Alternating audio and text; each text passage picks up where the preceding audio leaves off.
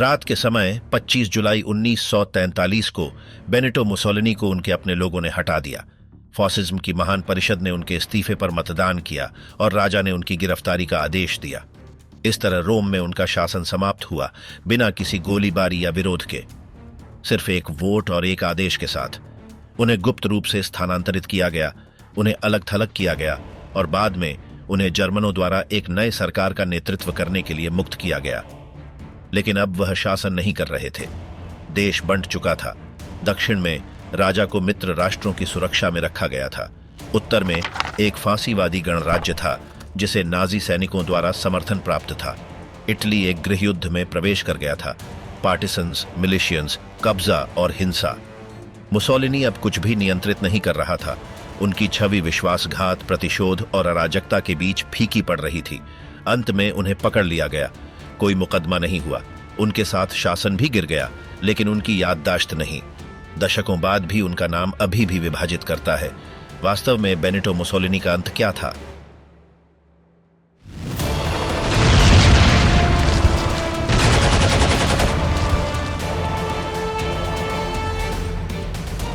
ड्यूस का उदय, हिंसा, प्रतीक और हेरफेर। डिक्टेटर बनने से पहले बेनिटो मुसोलिनी एक युवा उत्तेजक था। वह उत्तरी इटली के एक गरीब परिवार में पैदा हुआ था। मजबूत विचारों और उत्तेजक स्वभाव वाला, वह जल्दी ही राजनीति में कूद पड़ा। उसने सोशलिस्ट के रूप में शुरुआत की। वह समाचार पत्रों में लिखता था, बैठकों में बोलता था और मजदूरों का समर्थन करने का दावा करता था।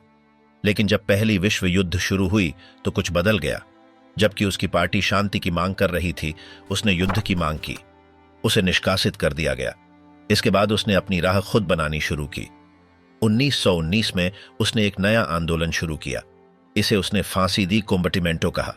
इसमें पूर्व सैनिक, राष्ट्रवादी, बिना दिशा के युवा और पुरुष थे जो इटली से जवाब नहीं पा रहे थे।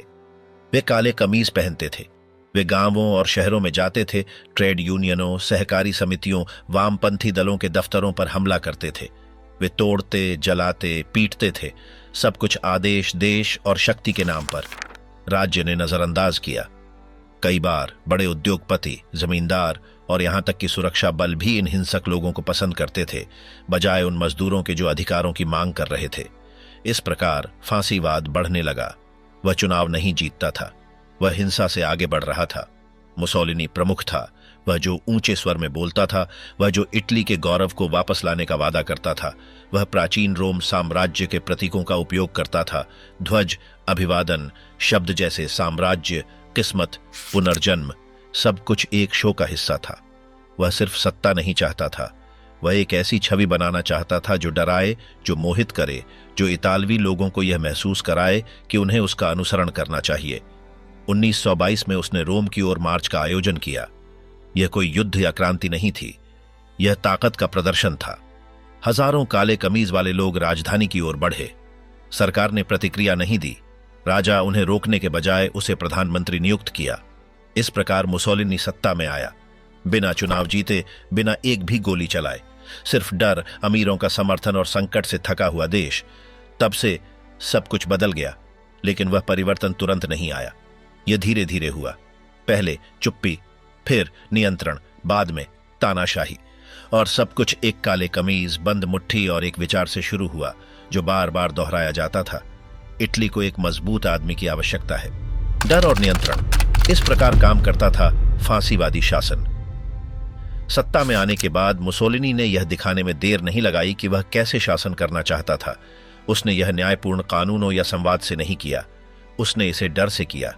शुरुआत से ही उद्देश्य स्पष्ट था। जो लोग अलग सोचते थे, उन्हें चुप कराना। पहला व्यक्ति जो इसका विरोध करता था वह था जियाकोमो मटेओटी, एक सांसद जिसने फांसीवाद द्वारा चुनाव जीतने के लिए किए गए धोखाधड़ी और हिंसा का पर्दाफाश करने की कोशिश की। अपने भाषण देने के कुछ समय बाद वह अपहरण कर लिया गया और हत्या कर दी गई। संदेश स्पष्ट था, जो बोलता था वह चुकता करता था। इसके बाद शासन ने सभी स्थानों को बंद करना शुरू कर दिया।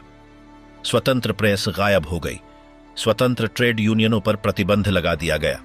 जो दल फांसीवादी नहीं थे वे भंग कर दिए गए। रेडियो केवल डुस्से की आवाज प्रसारित करती थी। स्कूलों में वही पढ़ाया जाता था जो शासन चाहता था। सब कुछ एक ही आवाज में था। सब कुछ एक ही व्यक्ति के इर्द गिर्द घूमता था, लेकिन नियंत्रण यही नहीं रुकता था। मुसोलिनी ने एक विशेष गुप्त पुलिस बनाई, ओवियारे। इसका काम निगरानी रखना, सूची बनाना, पीछा करना, जासूसी करना था। वे हर जगह थे, कोई भी निगरानी के दायरे में हो सकता था। इसके लिए सदस्यता होना जरूरी नहीं था। कभी कभी एक राय, एक संदेह या एक गलत समझी गई चिट्ठी भी पर्याप्त होती थी। गिरफ्तारी अक्सर होती थी। कई लोगों को बिना मुकदमे के आंतरिक निर्वासन दूरस्थ द्वीपों या गांवों में भेज दिया जाता था। कुछ को एकाग्रता शिविरों में भेजा जाता था। हाँ, इटली के पास भी अपने एकाग्रता शिविर थे, यहां तक कि युद्ध शुरू होने से पहले। वहां विपक्षियों, कम्युनिस्टों, यहूदियों और हर प्रकार के असहमति रखने वालों को बंदी बना लिया जाता था। दमन केवल शारीरिक नहीं था, यह मानसिक भी था। यह डर था कि आपकी बात सुनी जाएगी, आपको धोखा मिलेगा और आप अगले होंगे। साथ ही एक महानता की छवि बनाई जा रही थी। पोस्टर, परेड, मूर्तियां। मुसोलिनी इटली के उद्धारक के रूप में सामने आता था। वह कारखानों, खेतों, सार्वजनिक निर्माण कार्यों में दिखता था। वह बालकनी से बोलता, नारे लगाता, हाथ ऊंचा करके अभिवादन करता था। इस बीच छायाओं में हर असहमति को समाप्त किया जा रहा था। प्रचार एक केंद्रीय उपकरण था। यह डुसे को मजबूत, बुद्धिमान और लगभग अजेय के रूप में दिखाता था। छवियां स्कूल किताबों, फिल्मों, मुद्राओं पर बार बार दिखाई जाती थीं। आधिकारिक इतिहास केवल एक हिस्से को बताता था। दूसरा हिस्सा, जो उत्पीड़न, सेंसरशिप और यातना के बारे में बात करता था, छुपा दिया गया था। सब कुछ इस तरह डिजाइन किया गया था कि यह हमेशा चलता रहे, ताकि कोई भी अलग सोच न सके, ताकि आज्ञाकारिता एक चुनाव नहीं बल्कि जीवन की एक शर्त बन जाए।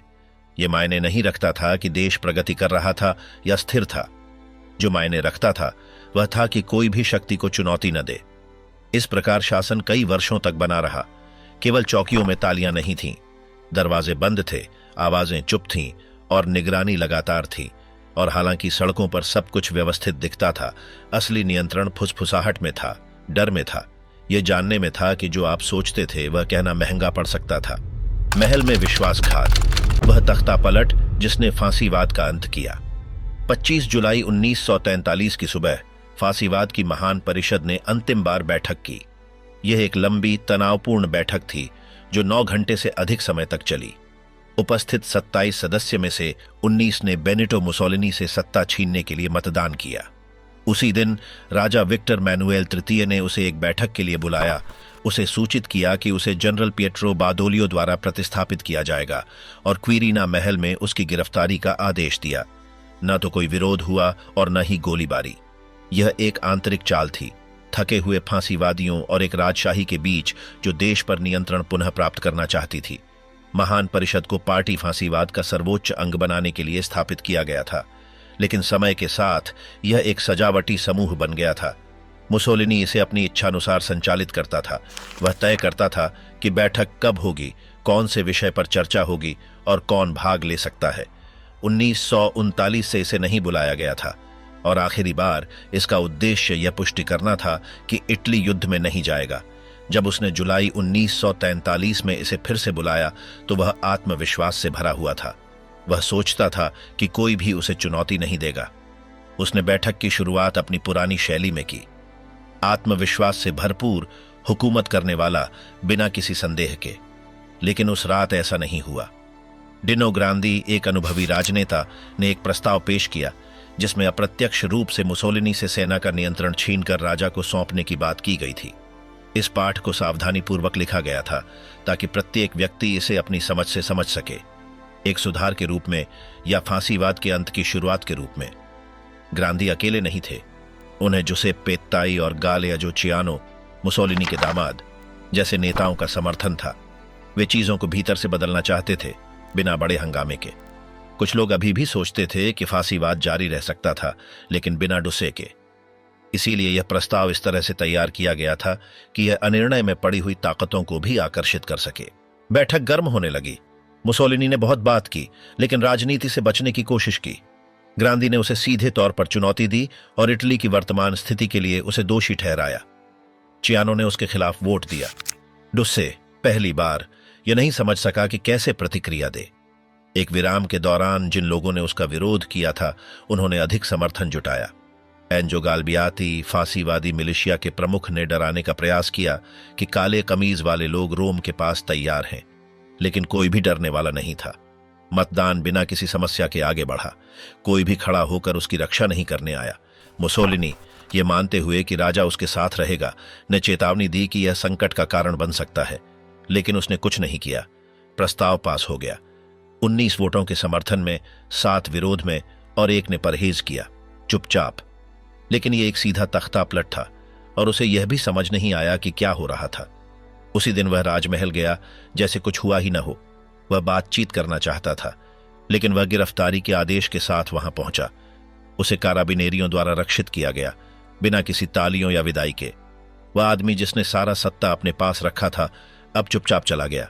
उसे एक क्रांति ने नहीं गिराया, न ही एक सैन्य हार ने। उसे उसके अपने लोगों ने हटा दिया, जिन्होंने अब उसके नेतृत्व में रहना नहीं चाहा। उसे हटा दिया गया ताकि देश और खुद को बचाया जा सके। प्रत्येक वोट के पीछे एक अलग कारण था। कुछ ने यह विश्वास से किया, कुछ ने डर से, और कुछ ने बस यह सुनिश्चित करने के लिए किया कि उनका नाम उसके पतन से जुड़ा ना हो। यह सच है कि उस रात फांसीवाद का अंत अंदर से शुरू हुआ। बाद में उन्हीं पुरुषों में से कई का पीछा किया गया या गोली मार दी गई जब मुसोलिनी नाजियों के समर्थन से उत्तर की ओर लौटे। लेकिन वह रात, 24 से 25 जुलाई की रात, शासन के लिए सबसे लंबी रात थी और इसने अंत की शुरुआत की। दूसरे की गिरफ्तारी, मुसोलिनी का पतन। 25 जुलाई 1943 की शाम, कुछ ही घंटों बाद, जब उसे अपने करीबी घेराबंदी से समर्थन खो चुका था, बेनिटो मुसोलिनी को राजा विक्टर मैनुएल तृतीय द्वारा क्विरिना महल में बुलाया गया। बैठक खत्म हुई और उसकी गिरफ्तारी का आदेश दिया गया। बिना किसी प्रतिरोध के उसे काराबिनेरियों द्वारा एक सैन्य वाहन में बिठा लिया गया और रोम से दूर ले जाया गया। बहुत कम लोग जानते थे कि उसे कहां ले जाया जा रहा था। यह सब तेज और चुपचाप हुआ। मुसोलिनी ने अपनी यूनिफॉर्म पहनी थी, वह निहत्था था और उसने बिना कुछ कहे आदेशों का पालन किया। पहले उसे शहर के बाहर एक सैन्य बेस में ले जाया गया, फिर विभिन्न स्थानों के बीच हमेशा गुप्त रूप से उसकी मूवमेंट्स की एक श्रृंखला शुरू हुई। उसे इस तरह से अछूत रखा गया था कि किसी भी प्रकार के बचाव या समर्थकों से संपर्क की संभावना को रोका जा सके। वह पोंजा, फिर ला मडालेना से होकर एक होटल में बंद कर दिया गया जो ग्रान सासो की पहाड़ी पर था, जो एक कठिन पहुंच वाला इलाका था। उसे कुछ ही सैनिकों द्वारा संरक्षित किया गया था और उसे यह नहीं पता था कि देश में क्या हो रहा था। उसी रात सरकारी रेडियो ने शासन परिवर्तन की घोषणा की। राजा ने राज्य का नेतृत्व संभाला और नए सरकार प्रमुख के रूप में जनरल पिएट्रो बादोलियो को नियुक्त किया। अपनी पहली घोषणा में यह कहा गया कि इटली अब भी जर्मनी के साथ रहेगा, हालांकि अब निजी तौर पर दिशा बदलने पर चर्चा हो रही थी। फांसीवादी पार्टी की गतिविधियों को निलंबित कर दिया गया, महान परिषद को भंग कर दिया गया, कर्फ्यू घोषित किया गया। वफादार सैनिकों ने राज्य के रणनीतिक और सरकारी दफ्तरों को कब्जा कर लिया। सब कुछ शांति बनाए रखने और अशांति से बचने के लिए व्यवस्थित किया गया था। बादोलियो फांसीवादी शासन का विरोधी नहीं था, लेकिन वह मुसोलिनी के साथ अधिक प्रतिबद्ध समूह का हिस्सा भी नहीं था। उसकी भूमिका थी देश के कामकाजी ढांचे को बिना ज्यादा शोर किए बनाए रखना। बर्लिन को सरकार परिवर्तन की सूचना दी गई, लेकिन गिरफ्तारी के बारे में नहीं। जर्मनी के पास अभी भी इटली में सैनिक थे और हिटलर मुसोलिनी को अपना साथी मानता था। इटली सरकार ने विवरण नहीं दिए ताकि समय खरीदा जा सके। दोनों देशों के बीच अविश्वास अब स्पष्ट होने लगा था। राज्य मशीन के भीतर प्रतिक्रिया संगठित थी, किसी ने विद्रोह नहीं किया। उच्च अधिकारी, कर्मचारी, राजनयिक सभी अपनी जिम्मेदारियों को निभाते रहे। कुछ को बदला गया, पुराने फांसीवादी ध्वज और चिन्ह वापस लाए गए और संरचनाओं को पुनर्निर्मित किया गया जो फांसीवाद ने पहले छोड़ दी थीं। लेकिन कोई बड़े सुधार नहीं हुए। सब कुछ वही रहा, सिर्फ दूसरे खेल के मैदान पर। सड़कों पर लोग नहीं आए, कोई विरोध या जश्न नहीं हुआ, बस एक चुप्पी छा गई। एक चुप्पी जो सब कुछ नहीं कह रही थी, लेकिन यह स्पष्ट कर रही थी कि कुछ टूट गया था। लोग खामोशी को तोड़ते हैं। जब मुसोलिनी को गुप्त रूप से उनके बंदीगृह ले जाया जा रहा था और बेडोग्लियो का नया सरकार राज्य का नियंत्रण संभाल रहा था, सड़कों पर लोग जो हुआ था इसके बारे में जानने लगे थे। कोई सीधा ऐलान या प्रदर्शन करने का आह्वान नहीं था, लेकिन खबर जल्दी फैल गई। कुछ घंटों में जो पहले सिर्फ एक तात्कालिक टिप्पणी थी, वह साझा की गई एक निश्चितता बन गई। मुसोलिनी अब सत्ता में नहीं थे। आधिकारिक संदेश जो रेडियो द्वारा गंभीर और संतुलित लहजे में प्रसारित किया गया, केवल सरकार के परिवर्तन की पुष्टि करता था। इसने नाम नहीं दिए, कोई व्याख्या नहीं दी। फिर भी यह इतना पर्याप्त था कि जनता को मूल बात समझ में आ जाए। रोम के कई इलाकों में छोटे छोटे समूह चौराहों और नुक्कड़ों पर इकट्ठा हुए। उन्होंने फांसीवादी प्रतीक के बिना ध्वज लहराए, देशभक्ति गीत गाए, राजा को सलाम किया। हालांकि कर्फ्यू लागू था, फिर भी ये इशारे बढ़ते गए, बिना किसी ने इन्हें रोका। ये जनसभाएं नहीं थीं, लेकिन यह साफ संकेत थे कि कुछ बदल चुका था। कोई दंगे नहीं हुए। हिंसा के बजाय जो कुछ उभरा वह एक प्रकार की स्वच्छता थी। चित्र, प्रतीक और ध्वज हटा दिए गए। कई दुकानों ने अपनी कांच की दराजों से ड्यूस की तस्वीर हटा दी। कुछ पुलिसकर्मी चुपचाप देखते रहे, कुछ ने मदद भी की। किसी ने आदेश नहीं दिया, किसी ने इसका विरोध नहीं किया। मिलान, बोलोग्ना, ट्यूरिन या फ्लोरेंस जैसे शहरों में इसी तरह के दृश्य देखे गए। श्रमिक, छात्र और पड़ोसी बिना किसी योजना या आह्वान के सड़कों पर निकले। वे सालों से कुछ कहने के लिए स्थान की प्रतीक्षा कर रहे थे। उस रात आखिरकार वे ऐसा करने में सक्षम हुए।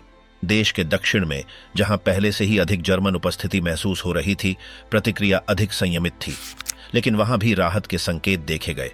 लोग जो पहले केवल सोचते थे, अब वे धीमी आवाज में चर्चा करने में संकोच नहीं कर रहे थे। 20 साल से अधिक समय तक मुसोलिनी का चेहरा परिदृश्य का हिस्सा रहा था। किताबों में, स्कूलों में, सिक्कों में, रेडियो पर। उनकी गिरावट सिर्फ एक खबर नहीं थी, यह एक ऐसा परिवर्तन था जो भावनात्मक रूप से महसूस किया गया था। कुछ के लिए यह एक मुक्ति थी, दूसरों के लिए यह एक अजीब शून्य था। कुछ ऐसे थे जो नहीं जानते थे कि कैसे प्रतिक्रिया करें। कई लोगों ने अपना पूरा जीवन उनके शासन में जिया और काम किया। धूमधाम के बजाय इशारे हुए। मूर्तियां नहीं गिराई गईं, वे सिर्फ महत्वहीन हो गईं। किताबों की दुकानों ने उनकी जीवनी हटा दी। प्रकाशकों ने फांसीवादी ग्रंथों के छापने पर रोक लगा दी। प्रचार अचानक रुक गया और किसी ने इसकी मांग नहीं की। सभी ने इसका विरोध नहीं किया। आंतरिक क्षेत्रों में, अधिक धार्मिक या रूढ़िवादी क्षेत्रों में अब भी सम्मान था। कुछ इसे व्यवस्था का प्रतीक मानते थे, दूसरों को बस यह नहीं पता था कि क्या कहें। लेकिन कोई समूह इसका बचाव करने के लिए नहीं आया। फांसीवादी मिलिशिया ने कोई कार्रवाई नहीं की। पार्टी के दफ्तर बिना विरोध के बंद हो गए। यह एक शांतिपूर्ण अंत था। प्रेस, जो उस दिन तक पूर्ण नियंत्रण में थी, ने अचानक एक मोड़ लिया। जहां पहले तारीफें थीं, अब शब्द जैसे पुनः प्रारंभ, एकता, गरिमा आ रहे थे। राजा की छवियां फिर से वापस आईं। सेना को राष्ट्र के रक्षक के रूप में प्रस्तुत किया गया। सेंसरशिप हटा नहीं, लेकिन उद्देश्य बदल दिया गया। मुसोलिनी के बारे में बात करना बंद कर दिया गया, पार्टी के बारे में भी नहीं। यह चर्चा का समय नहीं था, यह चुप रहने का समय था। जो गिरा वह फांसीवाद की छवि थी, लेकिन उसकी संरचना नहीं। भवनों में वही लोग थे। कार्यालय पहले की तरह काम कर रहे थे, केवल दीवारों पर तस्वीरें बदली थीं। कई लोगों ने राहत महसूस की, लेकिन जश्न मनाने का कोई कारण नहीं था। युद्ध जारी था, बम गिरते रहे, और जर्मन अभी भी इटली की भूमि पर थे। अगले क्या होगा, यह एक बड़ा रहस्य था। और जबकि ड्यूस अब सत्ता में नहीं था, कोई नहीं जानता था कि इसका क्या मतलब था अगले आने वाले समय के लिए। सत्ता का खालीपन। हालांकि ड्यूसे अब सत्ता में नहीं थे और सड़कों पर लोग शांति से प्रतिक्रिया दे रहे थे, सत्ता के शीर्ष पर चीजें ज्यादा नहीं बदली। नया सरकार, जिसमें बादोग्लियो सबसे आगे थे, ने अतीत से पूरी तरह से अलग हुए बिना सत्ता संभाली। कार्यालय पहले की तरह काम कर रहे थे, कानूनों में कोई बदलाव नहीं हुआ था, और जो लोग सत्ता में थे वे ज्यादातर वही लोग थे जो पहले थे। फांसीवाद द्वारा स्थापित प्रणाली बनी रही, बस अब उसकी केंद्रीय छवि नहीं थी। वे पार्टियां जो सालों पहले बंद कर दी गई थीं, फिर से नहीं खोली गईं। चुनावों का आह्वान नहीं किया गया। लोगों को किसी भी चीज में भाग लेने के लिए नहीं बुलाया गया। उन्होंने सब कुछ वैसा ही छोड़ने का विकल्प चुना, लेकिन बिना किसी हंगामे के। पहले दिन से ही आपातकाल की घोषणा की गई। बुनियादी अधिकारों को निलंबित कर दिया गया। सेंसरशिप जारी रही। पुलिस और नियंत्रण सेवाएं जो शासन ने बनाई थीं, काम करती रहीं। हालांकि अब उन्हें अलग आदेश मिले थे। सरकार को डर था कि देश के भीतर क्या हो सकता है, लेकिन सबसे ज्यादा उसे यह डर था कि जर्मनी से क्या हो सकता है। कई सरकारी अधिकारी अपनी जगह पर बने रहे। अन्य को बदल दिया गया, लेकिन नए लोगों से नहीं, बल्कि उसी वातावरण के अन्य व्यक्तियों से। राज्य चलता रहा, लेकिन बिना किसी स्पष्ट दिशा के। निर्णय धीमे थे, आदेशों को हमेशा समझा नहीं जा सका। सब कुछ आदत से चलता हुआ प्रतीत हो रहा था, न कि किसी नए विचार से। राजा, जिन्होंने मुसोलिनी को हटा दिया था, अब फिर से प्रमुख हो गए थे, लेकिन वे खेल खोलने की कोशिश नहीं कर रहे थे। वे बस यह चाहते थे कि कुछ भी नियंत्रण से बाहर न जाए। उन्हें सेना पर पूरी विश्वास था। इसके विपरीत उन्होंने जनता को दूर से देखा। मार्चों पर पाबंदी लगाई गई, विरोधियों पर निगरानी रखी गई और कोई भी इशारा जो लोकतांत्रिक उद्घाटन प्रतीत होता उसे अनुमति नहीं दी गई। जो कुछ भी बदला वह केवल दृश्य भाग था। कुछ फांसीवादी प्रतीक हटा दिए गए और पुराने ध्वजों और चिन्हों को फिर से लाया गया। बाकी सब कुछ वैसा का वैसा रहा। इस बीच हिटलर को यह अभी तक पता नहीं था कि मुसोलिनी बंदी था। आधिकारिक रूप से इटली अभी भी उसका सहयोगी था। नया इतालवी सरकार सार्वजनिक रूप से एक बात कह रहा था, लेकिन गुपचुप तरीके से वे एक और रास्ता ढूंढने लगे थे। उन्होंने तीसरे देशों के माध्यम से सहयोगियों से गुप्त संपर्क शुरू किया। वे आत्मसमर्पण करना चाहते थे, लेकिन बिना जर्मनी को पूरा देश कब्जा करने दिया। सहयोगियों ने अपनी ओर से बिना शर्त आत्मसमर्पण स्वीकार किया। जर्मनी अपनी ओर से संदेह करने लगा था। वह पहले ही उत्तरी इटली में अपनी उपस्थिति को मजबूत कर रहा था। जर्मन सेना यह योजना बना रही थी कि अगर इटली अपनी दिशा बदलता है तो क्या होगा। जैसे जैसे समय बीतता गया, संतुलन अधिक नाजुक होता गया। जबकि सरकारों के बीच यह हो रहा था, शहरों में लोग इंतजार करते रहे। कोई स्पष्ट संकेत नहीं थे। मुसोलिनी अब नहीं शासन कर रहा था, लेकिन युद्ध जारी था। बमबारी नहीं रुकी थी, खाना कम था, परिवहन प्रणाली ध्वस्त हो गई थी और प्रचार यही कहता रहा कि सब कुछ वैसा ही है। नया सरकार कोई वास्तविक समर्थन नहीं रखता था, किसी ने उसे चुना नहीं था और फांसीवाद द्वारा छोड़ा गया खालीपन अभी तक नहीं भरा था। फांसीवादी पार्टी भंग हो गई थी, लेकिन इसे किसी चीज से बदला नहीं गया था। न तो विचार व्यक्त करने के लिए कोई चैनल था और न ही संगठित होने के लिए कोई स्थान था। देश उस संरचना के साथ चलता रहा जो अब किसी दिशा में नहीं थी। सब कुछ ग्वान वशा से चलता रहा। संक्रमण की बात की जा रही थी, लेकिन कोई नहीं बता रहा था कि यह किस दिशा में जा रहा था। उस गर्मी में इटली रुक सा गया था। न वह धुरी के साथ था, न ही सहयोगियों के साथ, न वह फांसीवादी था, न ही कुछ और।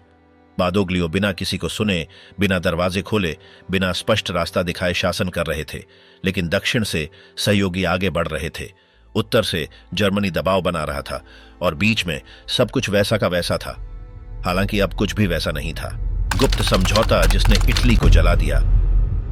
जब नई सरकार देश को बिना हलचल के संभालने की कोशिश कर रही थी, तब वह एक दिन ब दिन गंभीर होती समस्या का सामना कर रही थी। युद्ध से बाहर कैसे निकला जाए बिना यह जोखिम उठाए कि जर्मनी पूरी तरह से नियंत्रण कर ले। भाषणों में वे अभी भी धुरी के साथ एकता की बात करते थे, लेकिन गुप्त रूप से वे पहले से ही मित्र देशों के सामने आत्मसमर्पण का रास्ता खोज रहे थे। जुलाई के अंत से उन्होंने स्पेन, पुर्तगाल और स्विट्जरलैंड जैसे तटस्थ देशों में दूत भेजना शुरू कर दिया।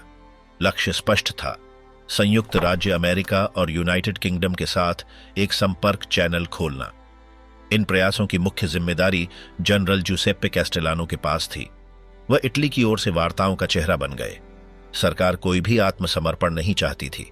वह हथियार डालना चाहती थी, लेकिन सब कुछ ढाए बिना। उनकी योजना थी राजशाही को बनाए रखना, सेना के एक हिस्से को संरक्षित रखना और यह रोकना कि जर्मन देश पर कब्जा कर लें। लेकिन मित्र राष्ट्र किसी शर्त को स्वीकार नहीं कर रहे थे। वे पूर्ण आत्मसमर्पण की मांग कर रहे थे। कोई आधा अधूरा समझौता नहीं। दोनों पक्षों के बीच विश्वास नहीं था। मित्र राष्ट्रों को बदोलियों और उनके मंत्रियों में वही लोग दिखते थे जिन्होंने मुसोलिनी का समर्थन किया था।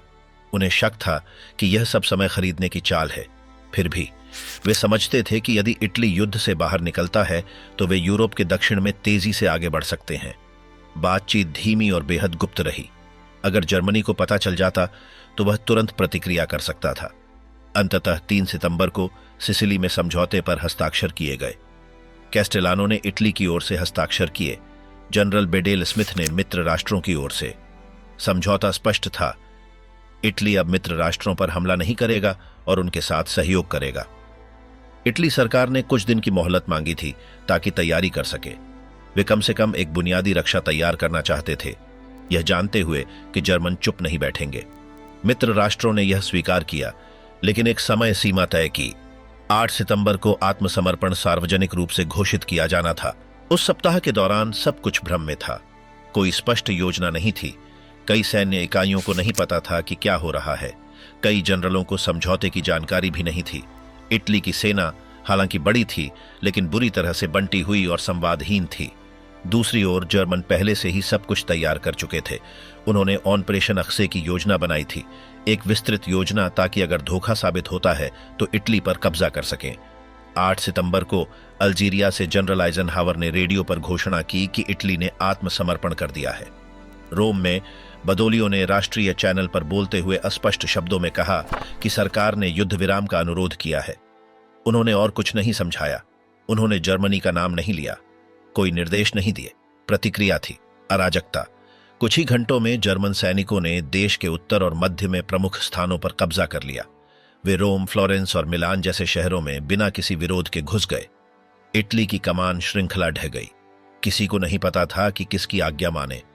9 सितंबर को राजा और बदोलियो मित्र राष्ट्रों की सुरक्षा में दक्षिण की ओर भाग गए। उन्होंने सैनिकों और जनता को बिना नेतृत्व के छोड़ दिया। हजारों इतालवी सैनिकों को बिना लड़े पकड़ लिया गया। अन्य ने प्रतिरोध करने की कोशिश की, लेकिन संगठन और समर्थन की कमी थी। जो शांति की शुरुआत होनी थी वह एक नए कब्जे में बदल गई। आत्मसमर्पण के साथ जर्मनी के साथ गठबंधन भी टूट गया। लेकिन सिर्फ इतना ही नहीं, देश की एकता की धारणा भी टूट गई। उत्तर नाजी नियंत्रण में चला गया। हिटलर पहले से ही मुसोलिनी को वापस लाकर उसे अपने अनुसार एक सरकार का प्रमुख बनाने की योजना बना रहा था। दक्षिण मित्र राष्ट्रों के हाथों में चला गया और बीच में एक सशस्त्र प्रतिरोध उभरने लगा। युद्ध आत्मसमर्पण से समाप्त नहीं हुआ, वह अपना रूप बदल चुका था। अब यह केवल देशों के बीच की लड़ाई नहीं थी, अब यह इटली वासियों के बीच की लड़ाई भी थी। उन लोगों के बीच जो फांसीवाद के प्रति वफादार बने रहे और उन लोगों के बीच जो इसे हमेशा के लिए खत्म करना चाहते थे। उधार की शक्ति। जब इटली ने अपने आत्मसमर्पण की घोषणा की और जर्मन सेना ने देश के उत्तर पर कब्जा कर लिया, तो हिटलर ने कार्रवाई करने का फैसला किया। वह अपने पुराने सहयोगी को पूरी तरह से खोना नहीं चाहता था, इसलिए उसने मुसोलिनी को बचाने का आदेश दिया। योजना यह थी कि उसे नाजी सेना द्वारा नियंत्रित क्षेत्र में एक नई सरकार के केंद्रीय चेहरे के रूप में उपयोग किया जाए। जुलाई से मुसोलिनी को एक गुप्त स्थान पर बंद रखा गया था, ग्रांड सासो की ऊंचाई पर एक होटल, जो एक दुर्गम पहाड़ी इलाका था। वहां उसे पूरी तरह से अलग थलग रखा गया था, किसी से संपर्क नहीं था। लेकिन जर्मन खुफिया सेवाएं उसे खोज निकालने में सफल रहीं। 12 सितंबर को विशेष सैनिकों का एक समूह होटल की छत पर ग्लाइडरों से उतरा। उन्होंने एक भी गोली नहीं चलाई। अंदर घुसे, होटल पर कब्जा किया और डूचे को एक छोटे विमान में बाहर ले गए। पहले उसे जर्मनी ले जाया गया, जहां उसकी मुलाकात हिटलर से हुई। फिर उसे वापस इटली भेजा गया, इस मिशन के साथ कि वह एक नई फांसीवादी सरकार का नेतृत्व करे, जो अब पूरी तरह जर्मन नियंत्रण में होगी। 23 सितंबर को इटली के उत्तर में स्थित सालो नामक कस्बे में इटालियन सोशल रिपब्लिक की स्थापना की घोषणा की गई। इटली 2 हिस्सों में बंट गया। दक्षिण में राजा और बदोलियो मित्र राष्ट्रों के साथ काम कर रहे थे। उत्तर में मुसोलिनी एक नई शासन प्रणाली का रूप देने की कोशिश कर रहा था, लेकिन उसके पास वास्तविक शक्ति नहीं थी। सभी महत्वपूर्ण निर्णय जर्मनों द्वारा लिए जाते थे। सैनिक, सुरक्षा और मुख्य आदेश सभी बर्लिन से आते थे। नए शासन ने खुद को एक और अधिक कठोर, अधिक शुद्ध फांसीवाद के रूप में प्रस्तुत करना चाहा। नई मिलिशाएं बनाई गईं, एक विशेष पुलिस बनाई गई और प्रचार फिर से शुरू हुआ। संदेश स्पष्ट था। जुलाई में हुई गिरावट एक विश्वासघात थी और अब दोषियों को सजा मिलनी चाहिए। राजा, बदोलियो और मित्र राष्ट्रों पर देश को सौंपने का आरोप लगाया गया। आक्रमणकारियों के खिलाफ और उन इटालियनों के खिलाफ लड़ने का आह्वान किया गया जो अब डूचे का अनुसरण नहीं कर रहे थे। लेकिन इस नई सरकार की कोशिश को अच्छा स्वागत नहीं मिला। कई पुराने फांसीवादी नेता अब मौजूद नहीं थे। कुछ भाग गए थे, अन्य दक्षिण में रह गए थे। अब जो लोग मुसोलिनी के चारों ओर थे, वे कट्टरपंथी, अवसरवादी और चरमपंथी थे। वे शासन करने से ज्यादा बदला लेना चाहते थे। लोग इस शासन की नई रूपरेखा का समर्थन नहीं करते थे। देश थक चुका था। कई लोग दक्षिण की ओर भाग रहे थे, अन्य प्रतिरोध समूहों में शामिल होने लगे। डर ही नियंत्रण का मुख्य उपकरण था। गिरफ्तारी, दमन और धमकियां। कोई चुनाव नहीं था, न ही नागरिक भागीदारी या विश्वास। यह सालों गणराज्य एक नई शुरुआत नहीं थी, यह एक हताश प्रतिक्रिया थी। एक ऐसी सरकार जिसे कोई आधार नहीं था, कोई असली समर्थन नहीं, और जो केवल एक दूसरे देश की सैन्य शक्ति पर टिकी हुई थी। मुसोलिनी अब पहले जैसा ताकतवर नेता नहीं था। वह कमजोर, बीमार और अलग थलग था। वह शासक था, लेकिन आदेश नहीं देता था। उसका चेहरा अभी भी पोस्टरों पर था, लेकिन अब वह आज्ञाकारिता नहीं जगाता था। सालों में जो शुरू हुआ वह किसी निरंतरता का प्रतीक नहीं था, बल्कि खोई हुई शक्ति की एक खोखली नकल थी। देश इस बीच बंटा रहा और इटालियनों के बीच संघर्ष बस शुरू ही हुआ था। वेरोना घृणा का मुकदमा। जब सालों गणराज्य जर्मन सहायता से खुद को बनाए रखने की कोशिश कर रही थी, तब उसके नेता एक ऐसा रास्ता खोज रहे थे जिससे वे एक तेजी से विभाजित होते देश के सामने खुद को मजबूत दिखा सकें। नए शासन को एक स्पष्ट संकेत भेजना था और उन्होंने चुना अपने ही लोगों को सजा देकर, उन लोगों को जिन्होंने फांसीवाद के भीतर रहते हुए कुछ महीने पहले मुसोलिनी के खिलाफ मतदान किया था। जनवरी 1944 में वेरोना शहर में एक मुकदमा आयोजित किया गया, जिसमें कई पूर्व उच्चाधिकारी शामिल थे जो वर्षों तक शासन का हिस्सा रहे थे। उन सभी ने 25 जुलाई 1943 की उस प्रस्तावना का समर्थन किया था जिसने डूचे की सत्ता का अंत किया था। नए शासन के लिए यह देशद्रोह था। आरोपी कोई अजनबी नहीं थे। उनमें शामिल थे गालेआजो चियानो, मुसोलिनी का दामाद और पूर्व विदेश मंत्री जियोवानी मारिनेली, एमिलियो दे बोनो, लूसियो गोट्टार्दी और कार्लो पारेस्की। वे सभी महत्वपूर्ण पदों पर रहे थे और अब उन पर सत्ता सौंपने का आरोप लगाया गया। मुकदमा कुछ ही दिनों में पूरा हुआ। वास्तविक बचाव का कोई अवसर नहीं था। सजाएं मुकदमा शुरू होने से पहले ही तय कर ली गई थीं। यह न्यायाधिकरण स्वयं शासन द्वारा बनाया गया था। इसके न्यायाधीश नए फांसीवाद के प्रति पूर्ण रूप से वफादार थे। सब कुछ ताकत का प्रदर्शन करने के लिए तैयार किया गया था, न्याय की खोज के लिए नहीं। मुसोलिनी ने सीधे भाग नहीं लिया, लेकिन उसने मामले की बारीकी से निगरानी की। वह अपने सबसे कट्टर अनुयायियों और हिटलर दोनों के सामने कठोरता दिखाना चाहता था। चियानो का मामला सबसे संवेदनशील था, केवल उसके राजनीतिक प्रभाव के कारण नहीं, बल्कि इसलिए भी कि वह परिवार का हिस्सा था। उसकी पत्नी एड्डा, डूचे की बेटी, उसे बचाने की कोशिश करती रही। उसने अपने पिता से मदद मांगी, मध्यस्थों से बात की, फांसी को रोकने की कोशिश की, लेकिन वह कुछ हासिल नहीं कर सकी। मुसोलिनी ने हस्तक्षेप नहीं किया। उसकी चुप्पी ही अंत थी। 11 जनवरी को मौत की सजाएं सुनाई गईं। 15 को 5 मुख्य आरोपियों को सैन प्रोकोलो की बैरक में गोली मार दी गई। दे बोनो की उम्र 80 वर्ष से अधिक थी। इसका कोई फर्क नहीं पड़ा, न ही उनके अतीत या पारिवारिक रिश्तों का कोई मोल रहा। संदेश स्पष्ट था, नया शासन माफ नहीं करता। इन फांसियों ने पूरे इटली को झकझोर दिया। शासन के भीतर कुछ लोगों ने इसे ताकत की निशानी मानकर स्वागत किया, लेकिन अधिकांश के लिए यह निराशा की निशानी थी। अब यह शासन करने की बात नहीं थी, बल्कि दंड देने की थी। मुकदमे के बाद शासन ने अपनी नीति और कठोर कर दी। सेवानिवृत्त सैनिकों, पुराने उदार फांसीवादियों और उन नागरिकों को निशाना बनाया गया जिन पर दक्षिण या पार्टिजानों के प्रति सहानुभूति का शक था। डर ही नियंत्रण का एकमात्र माध्यम बन गया। एड्डा स्विट्जरलैंड भाग गई। वह अपने साथ चियानो की व्यक्तिगत डायरियां ले गई, जिनमें उसने सत्ता में अपने वर्षों को दर्ज किया था। ये लेख बाद में प्रकाशित हुए और उन्होंने उसके ससुर की छवि को और भी नुकसान पहुंचाया। वेरोना के बाद यह स्पष्ट हो गया कि सालों का शासन अब कुछ नया बनाने की कोशिश नहीं कर रहा था। वह केवल बचने की कोशिश कर रहा था, हर उस व्यक्ति को खत्म करके जो किसी खतरे का प्रतिनिधित्व कर सकता था। मुसोलिनी के लिए इन हत्याओं की अनुमति देना ताकत का प्रदर्शन नहीं था, बल्कि अलगाव की निशानी थी। अब वह सम्मान के कारण शासन नहीं कर रहा था, अब केवल डर के कारण आज्ञा मानी जाती थी। गृहयुद्ध, इटली स्वयं के विरुद्ध। वेरोना के मुकदमे के बाद और देश के विभाजित होने के साथ इटली अपने सबसे दर्दनाक चरण में प्रवेश कर गया। यह अब केवल स्पष्ट मोर्चों के साथ युद्ध नहीं रह गया था। अब लड़ाई गांवों में, पहाड़ों में, परिवारों के बीच, पड़ोसियों के बीच हो रही थी। यह देश के भीतर ही एक युद्ध था। 1943 के पतझड़ से 2 सरकारें क्षेत्र को विभाजित कर रही थीं। दक्षिण में बादोलियो की सरकार मित्र राष्ट्रों के समर्थन से, उत्तर में नाजियों द्वारा बनाई गई सालों गणराज्य, जिसे वास्तविक शक्ति के बिना मुसोलिनी द्वारा संचालित किया जा रहा था। दोनों के बीच अराजकता व्याप्त थी। युद्ध दैनिक जीवन बन गया था और हिंसा जीवन का हिस्सा। जर्मन सैनिकों ने अपने फांसीवादी सहयोगियों के साथ मिलकर प्रमुख क्षेत्रों पर कब्जा कर लिया। कई इटालियन अनिश्चितता में रह गए, बिना जानकारी, बिना नेताओं के, यह न जानकर कि किस पर विश्वास करें। इस शून्य में प्रतिरोध बढ़ने लगा। शुरुआत में ये अलग थलग समूह थे, लेकिन समय के साथ वे एक ही लक्ष्य के तहत एकजुट हो गए, देश को मुक्त करना और फांसीवाद का अंत करना। पहाड़ों और खेतों में पहली ब्रिगेड्स उभरी। इनमें कम्युनिस्ट, समाजवादी, उदारवादी, कैथोलिक, रिपब्लिकन शामिल थे। सभी की सोच समान नहीं थी, लेकिन वे एक बात पर सहमत थे। वे इटली को बदलना चाहते थे। वे घात लगाते, रेलवे लाइनों को काटते, दुश्मन की स्थितियों पर हमला करते। हर कार्रवाई की कीमत चुकानी पड़ती थी। हर हमले के लिए प्रतिशोध क्रूर होता था। अधिकारी नरसंहारों के साथ प्रतिक्रिया करते थे। मार्जाबोटो, सेंटन नदी, स्टाजेमा, अर्देयाटाइन गड्ढे, हर मामले में दर्जनों या सैकड़ों नागरिकों की हत्या कर दी जाती थी।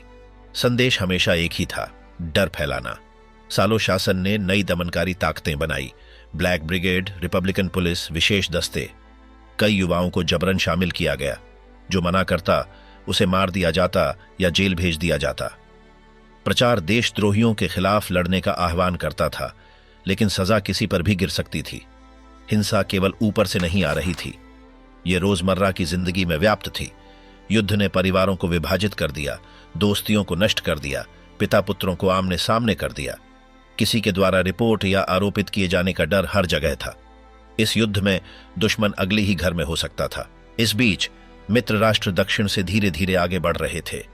देश का केंद्र लगातार युद्ध का क्षेत्र बन गया था। फांसीवादी और पार्टिजन पड़ोस गांवों, सड़कों के लिए लड़ रहे थे। इटली हर अर्थ में विभाजित भूमि थी। 1944 में प्रतिरोध समूह मजबूत हो गए। कुछ मुक्त क्षेत्रों में उन्होंने स्कूल, अस्पताल, मुद्रणालय, छोटे छोटे सरकार के रूप स्थापित किए। वे लंबे समय तक नहीं टिके, लेकिन उन्होंने दिखाया कि एक अलग इटली की कल्पना संभव थी। एक ऐसा इटली जो पहले जैसा नहीं था। महिलाओं ने महत्वपूर्ण भूमिका निभाई। वे संदेश ले जाती, घायलों की देखभाल करती, लड़ाकों को संगठित करने में मदद करती। वे केवल किनारे पर नहीं थीं, वे संघर्ष के केंद्र में थीं। यह खून, नुकसान और डर का समय था, लेकिन यह निर्णय का भी समय था, पक्ष लेने का, कार्य करने का। कई लोगों के लिए यह पहली बार था जब उन्होंने महसूस किया कि उनकी आवाज है। युद्ध केवल क्षेत्र के लिए नहीं था, यह देश की भावना के लिए था। और यद्यपि कीमत अधिक थी, कई लोगों ने इसे कुछ नए की शुरुआत के रूप में महसूस किया। पकड़ा गया, गोली मारी गई और सार्वजनिक चौक में लटका दिया गया। अप्रैल 1945 के अंत में सब कुछ ढह रहा था। मित्र राष्ट्र दक्षिण से आगे बढ़ रहे थे। पार्टिजन उत्तर से क्षेत्र प्राप्त कर रहे थे। सालों गणराज्य अब खुद को बनाए नहीं रख सकती थी। मुसोलिनी बिना शक्ति के, बिना दिशा के और दिन ब दिन अधिक अकेला भागने का निर्णय लिया। वह स्विट्जरलैंड पहुंचना चाहता था, शायद मुकदमे से बचने के लिए, शायद जर्मन मदद की उम्मीद में। वह एक जर्मन सैन्य कोट पहनकर भेष में निकला। वह अपनी साथी क्लारा पेटाची और अन्य अधिकारियों के साथ एक काफिले में यात्रा कर रहा था। वे उत्तर की ओर जा रहे थे, लेकिन दूर नहीं पहुंचे। 27 अप्रैल को कोमो झील के पास डोंगो में पार्टिजनों के एक समूह ने वाहनों को रोका। जांच करते समय उन्होंने पहचाना कि वह कौन था। निर्णय पहले से ही लिया जा चुका था। यदि मुसोलिनी पकड़ा गया तो कोई मुकदमा नहीं होगा, कोई देरी नहीं होगी। 28 अप्रैल को उन्हें जुलिनो दी मेजेग्रा के एक ग्रामीण घर में ले जाया गया। वहां उन्हें और पेटाची को गोली मार दी गई। आदेश का पालन वॉल्टर ऑन्डिसियो ने किया, जिन्हें कर्नल वेलेरियो के नाम से जाना जाता था। अगले दिन शवों को मिलान ले जाया गया। पियाजाले लोरेटो में उन्हें अन्य अधिकारियों के साथ उल्टा लटका दिया गया। वह चौक कोई सामान्य स्थान नहीं था। कुछ महीने पहले वहां 15 पार्टिजनों को गोली मारी गई थी। अब यह सार्वजनिक प्रतिशोध का दृश्य बन गया था। लोग पास आए, चिल्लाए, गालियां दी, पत्थर फेंके। कोई प्रोटोकॉल नहीं था, कोई शांति नहीं थी, केवल संचित क्रोध था। छवियां दुनिया भर में फैल गईं। मित्र राष्ट्रों की सरकारों ने हस्तक्षेप नहीं किया। कुछ ने शायद एक मुकदमा पसंद किया होता, लेकिन कोई आश्चर्यचकित नहीं हुआ। यह एक लंबी, खूनी और बहुत व्यक्तिगत युद्ध का अंत था। हिटलर को 30 अप्रैल को खबर मिली। उसी दिन उसने आत्महत्या कर ली। उसके लिए मुसोलिनी की मौत एक संकेत थी, अंत निकट था। ड्यूस की मृत्यु के साथ उसका पूरा परियोजना ढह गया। उसकी सरकार के जो कुछ बचा था वह दिनों में गायब हो गया। कुछ भाग गए, अन्य ने आत्मसमर्पण कर दिया। इटली खंडहर में रह गया, बिना नेताओं के, बिना निश्चितताओं के, लेकिन कुछ नए के साथ आगे बढ़ने के लिए। मुसोलिनी किसी महल में नहीं मरा, न ही युद्ध में। वह एक सड़क के किनारे समाप्त हुआ, इटालियनों द्वारा मारा गया। एक चौक में उसका लटका हुआ शरीर केवल एक छवि से अधिक था। ये एक क्रूर, प्रत्यक्ष, बिना समारोह के उत्तर था, और इसके मुसोलिनी की छाया, आज की इटली में उसका असर। युद्ध खत्म हो चुका था, मुसोलिनी मर चुका था, लेकिन उसकी छवि गायब नहीं हुई। जब इटली खुद को फिर से बनाने की कोशिश कर रहा था, तब भी उसका नाम, उसकी याद हवा में तैरती रही। न केवल किताबों और भाषणों में, बल्कि फैसलों, इशारों और उस चुप्पी में भी जो बहुत कुछ कहती थी। युद्ध के बाद मुकदमे हुए, सजाएं दी गईं। कई पूर्व फांसीवादियों को गिरफ्तार किया गया, लेकिन सभी ने सजा नहीं भुगती। 1946 में न्याय मंत्री पाल्मीरो तोलियात्ती द्वारा हस्ताक्षरित एक कानून ने कई दोषियों को रिहा कर दिया। इसका मकसद घावों को भरना था, लेकिन इससे कई पुराने जख्म खुले रह गए। बहुत से लोग बिना जवाब दिए ही फिर से पदों पर लौट आए। कुछ समय तक फांसीवाद को राष्ट्रीय शर्म माना गया। स्कूलों में इसे एक ऐसी चीज के रूप में पढ़ाया गया जिसे दोहराया नहीं जाना चाहिए। अखबारों में इसकी निंदा की जाती थी, लेकिन उत्तर के कुछ हिस्सों में, खासकर वहां जहां सालों शासन का प्रभाव था, ऐसे लोगों ने उसे फिर से महिमा मंडित करना शुरू किया। किताबें छपीं जो उसकी प्रशंसा करती थीं, गोपनीय बैठकें हुईं जहां उसका मिथक जिंदा रखा गया। उसी वर्ष कुछ पूर्व फांसीवादियों ने इतालवी सामाजिक आंदोलन की स्थापना की। कई वर्षों तक यह एक छोटी राजनीतिक ताकत रही, लेकिन इसकी सोच स्पष्ट थी। मुसोलिनी को एक विश्वासघात के शिकार व्यक्ति के रूप में पेश करना, न कि एक तानाशाह के रूप में। इस तरह से उस इतिहास को देखने का एक और तरीका शुरू हुआ। समय के साथ ड्यूस मुसोलिनी फिल्मों, सीरीज और उपन्यासों में फिर से दिखाई देने लगा, कभी खलनायक के रूप में, कभी हास्य के पात्र के रूप में, और कभी एक जटिल प्रतीक के तौर पर। 1957 में उसके अवशेषों को उसके गांव प्रेडापियो में दफनाया गया। तब से वह जगह उत्सुक दर्शकों, अनुयायियों और भ्रमित लोगों का तीर्थ स्थल बन गई। 1946 में इटली एक गणराज्य बना। 2 साल बाद एक नया संविधान आया। उसमें स्पष्ट किया गया कि फांसीवाद को कोई जगह नहीं मिलेगी। उसकी वापसी पर रोक लगाई गई, मूल अधिकारों की रक्षा की गई और एक नई दिशा तय की गई। लेकिन विचार, प्रतीक और इशारे किसी कानून से खत्म नहीं होते। वे छिप गए और कभी कभी नए रूपों में वापस लौटे। सालों से देश यह तय करने की कोशिश करता रहा है कि अतीत के बारे में कैसे बात की जाए।